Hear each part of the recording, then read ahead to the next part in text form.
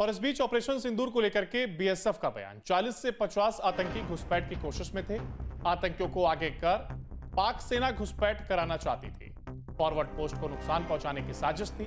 नापाक हरकत का मुंहतोड़ जवाब दिया गया। ये वो तमाम बातें जो बीएसएफ की ओर से साफ कही गई। आतंकियों को आगे कर पाकिस्तानी सेना घुसपैठ कराना चाहती थी, इसका जिक्र बीएसएफ की ओर से किया गया है। नापाक हरकत का मुंहतोड़ जवाब दिया गया है।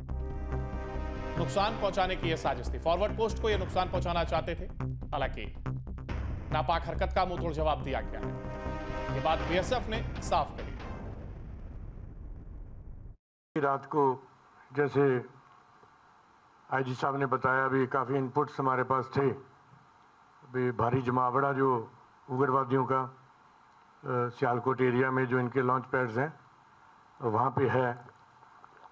तो हमने 10 बजे के आसपास जो हमारा जो सर्वेलेंस डेट्स हैं उन्होंने इनका मूवमेंट को डिटेक्ट किया एडवांस में, और कोई 40-50 के आसपास का मूवमेंट ये था जो बॉर्डर की तरफ बढ़ रहा था।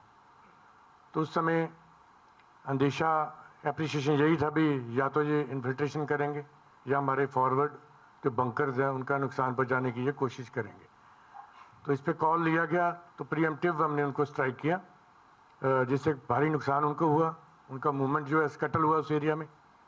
एंड जैसे हमने पहले से एक्सपेक्ट किया था, तो उनके कुछ पोस्टों ने बीएसएफ की बीओपीज पर काफ़ी हैवी फायरिंग उन्होंने शुरू कर दिया, जिसका रिटेलिएशन माकूल तरीके से दिया गया। वो ऑलरेडी प्लान था कौन सी पोस्ट में किस वेपन से हमने उसको साइलेंट करना है। It was already planned.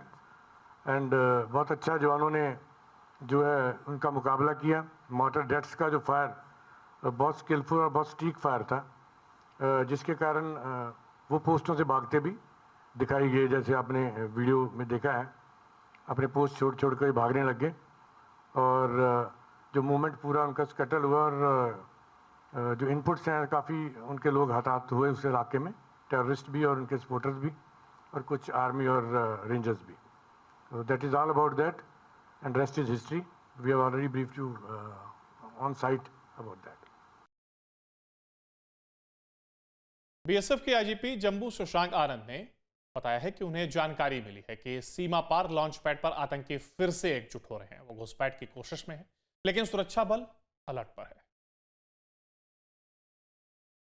देखिए, जो हमारी कश्मीर और जम्मू के इलाके में लाइन ऑफ कंट्रोल है, और जम्मू के इलाके में जो अंतर्राष्ट्रीय सीमा है, ये सभी प्रकार के इनपुट्स इन दोनों ही इलाकों से हमें लगातार मिलते रहते हैं। जो पास्ट में भी हमने देखा है, पिछले साल जब अमरनाथ यात्रा हुई उस समय के इनपुट्स को भी हमने का भी आकलन किया है। तो यात्रा में अभी कुछ समय है, लेकिन जैसा हमने कहा कि अमरनाथ यात्रा हमारे लिए एक बेहद अहम इवेंट है, जिसको हम जम्मू कश्मीर प्रशासन के साथ मिलके, सरकार के साथ मिलके अंजाम देना चाहेंगे। और हम चाहेंगे ज़्यादा से ज़्यादा भारतीय नागरिक अमरनाथ यात्रा में आए, हिस्सा लें और दर्शन करें। तो ऐसे में हमारे लिए बेहद ज़रूरी हो जाता है कि हम अपनी अंतर्राष्ट्रीय सीमा पे चौकसी को और ज़्यादा बढ़ाएं।